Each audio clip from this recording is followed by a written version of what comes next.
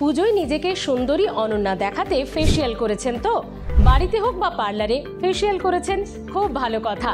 কিন্তু জানেন কি, এই 5টি কাজ ফেসিয়াল করার পরপরই যদি আমরা করি তাহলে পুরো টাকায় আমাদের যাবে জলে। ফেসিয়াল করার বেনিফিট বা উপকারিতা আমরা তো পাবোই না, উপরন্তু এই 5টি ভুল কাজ করলে আমাদের ফেসিয়াল করাটা কোনো কাজে লাগবে না।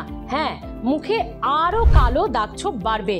সেই 5টি ভুল কাজ কোনটি জানতে পুরো ভিডিওটি দেখুন। ফেসিয়াল রূপচর্চায় এটা আমরা এখন প্রত্যেকেই কম বেশি করে থাকি, সেটা বাড়িতেও করি বা পার্লারে গিয়ে। কিন্তু ফেসিয়াল যেখানেই করুন না কেন আপনি, এই ফেসিয়াল করার পরপরই 5টি ভুল কাজের যে কোনো একটিও আপনি করবেন না। সেই 5টি কাজ কি? ফেসিয়াল করার অন্তত 2 দিন জিমে যাবেন না। হ্যাঁ, বিউটি এক্সপার্টরা কিন্তু সে কথাই বলছেন, জিমে গেলে যে অতিরিক্ত ঘাম হয়, ফেসিয়াল করার পরপর যে বেনিফিটটা আমরা পাবো তাতে কিন্তু নষ্ট হয়ে যেতে পারে। ফেসিয়াল করার পর মেকআপ করবেন না। মানে ধরুন আজকে আপনার কোনো প্রোগ্রাম, কোনো অনুষ্ঠান রয়েছে, কিন্তু তার 3 থেকে 4 দিন বা 5 দিন আগে আপনাকে ফেসিয়াল করে নিতে হবে। ফেসিয়াল করার 5 দিন পর কোনো হেভি মেকআপ করা ঠিক নয়, তাতে ফেসিয়ালের যে বেনিফিট সেটা নষ্ট হয়ে যায়। ফেসিয়াল করার 3 দিন পর্যন্ত বা খুব ভালো হয় যদি 5 দিন পর্যন্ত কোনো স্ক্রাবার ব্যবহার না করা হয়। ফেসিয়াল করার সময় এমনিতেই মুখে স্ক্রাবিং করা হয়, সে কারণে 5 দিনের গ্যাপ হলে খুব ভালো হয়।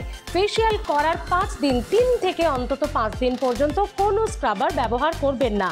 ফেসিয়াল করার 7 দিন পর্যন্ত কোনো লেজার ট্রিটমেন্ট করবেন না। ফেসিয়াল করার পর 7 দিন পর্যন্ত কোনো লেজার ট্রিটমেন্ট ব্যবহার করবেন না। যদি এই ট্রিটমেন্ট আপনাকে নিতেই হয় তাহলে ফেসিয়াল যে ডেটে আপনি করছেন তার থেকে 1 সপ্তাহ 10 দিন আগে লেজার ট্রিটমেন্টটি করিয়ে নিন, বা 7 দিন পর করাতে পারেন।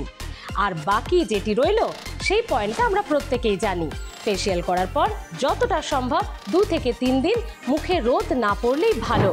তাহলে দেখলেন তো, আপনি যাতে আরও সুন্দরী হয়ে ওঠেন, সে কারণেই তো এই ভিডিও হেলথ প্লাসের। পুজো খুব ভালো কাটুক, হেলথ প্লাস দেখতে থাকুন। ফেসিয়াল করার পর এই 5টি ভুল কাজ কিন্তু করবেন না।